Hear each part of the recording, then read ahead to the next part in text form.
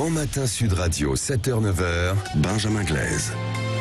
7h14 sur Sud Radio, c'est à la une. Face à la sécheresse, le gouvernement durcit le ton sur la consommation d'eau. Un guide publié hier a été transmis au préfet en ce sens. Aujourd'hui, 4 départements sont déjà en situation de crise dans les Pyrénées-Orientales où nous nous rendons tout de suite. Une situation, en l'occurrence, qui impacte tout le monde, notamment les pépiniéristes qui observent un changement dans les variétés de plantes qu'on leur achète. Bonjour Frédéric Lefebvre. Bonjour. Et merci d'être avec nous ce matin sur Sud Radio. Vous êtes le patron du Temple du Cactus basé à Argelès-sur-Mer. Depuis le début des restrictions d'eau dans le département, vous avez constaté une augmentation de vos ventes, une forme d'attrait renouvelé pour le cactus ? Oui, effectivement, à cause des problèmes d'eau, les gens ils ont tendance à planter des plantes grasses et des cactus. Oui. Ça fait déjà quelques années, vous-même que vous êtes dans le cactus, vous avez déjà connu justement un tel engouement ? Ou c'est vraiment très récent ? Nous, ça fait 25 ans qu'on fait ça. Disons que ça monte depuis des années parce que les problèmes d'eau, ils sont pas d'aujourd'hui, quoi. Ils datent depuis quelques années déjà.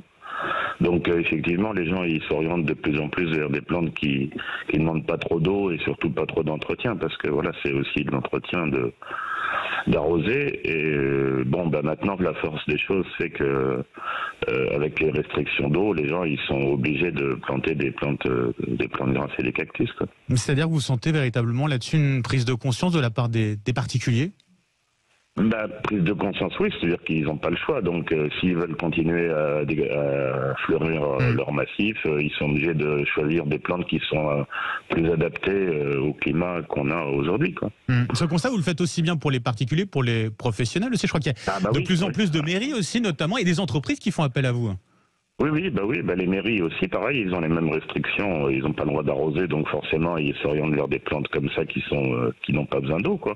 Parce qu'il faut voir que c'est quand même des plantes qui demandent 10 fois moins d'arrosage qu'une plante verte normale, quoi. Oui, bien sûr. C'est important, effectivement, de le rappeler, de le préciser. Effectivement, vos clients, j'imagine qu'ils vous posent énormément de questions, vu le contexte, sur les restrictions d'eau, sur la question de l'arrosage. C'est une préoccupation majeure pour eux. Oui, ça inquiète tout le monde. La première. C'est sûr. Oui. Disons que là, pour arroser, ils n'ont pas le droit d'arroser, donc à part s'ils récupèrent de l'eau ou quand il pleut, ou sinon de l'eau de la douche avant qu'elle soit chaude, ou de l'eau qu'ils peuvent récupérer comme ça, quoi. C'est vrai que ça ne fait pas beaucoup d'eau à récupérer pour arroser les plantes. Parce que ça a pas mal évolué ces derniers mois au niveau de la réglementation, bien sûr, en matière d'arrosage des jardins, en fonction de l'évolution de la sécheresse. On en est où aujourd'hui ? C'est interdiction totale d'arroser Oui, là, depuis le début mai, c'est interdiction totale d'arroser tout ce qui est fleuri, quoi, tout ce qui est massif, tout ça, quoi. Il y a que le potager qui est autorisé d'arroser un peu, quoi. Ouais, sur certains créneaux horaires en l'occurrence. En tout cas, le cactus, vous le disiez, répond à ces conditions. Ça s'arrose à quelle fréquence ? Ça s'arrose une fois tous les 15 jours ou même tous les 3 semaines. Et même s'ils sont en pleine terre, il n'y a pas besoin d'arroser du tout. Et à part le cactus, il y a aussi, globalement, c'est les plantes grasses, c'est ça qu'on peut privilégier ? Oui, parce que les cactus, c'est joli, mais ça pique. Alors que tout ce qui est plantes grasses, c'est aussi résistant au sec que les cactus. Et puis c'est coloré, tout ça, puis ça pique pas, quoi. C'est pas dangereux. Donc souvent les gens, pour planter quelque chose d'autre que des plantes vertes, des géraniums, que des choses comme ça, ils vont planter des plantes grasses. Mais justement, alors vous proposez quoi ? Vous conseillez quoi comme type de plantes grasses qu'on peut justement cultiver ? Nous, ce qu'on propose, c'est des crassulas, des aloés, des agaves, des cactus. C'est tout ça, c'est des plantes qui tiennent bien.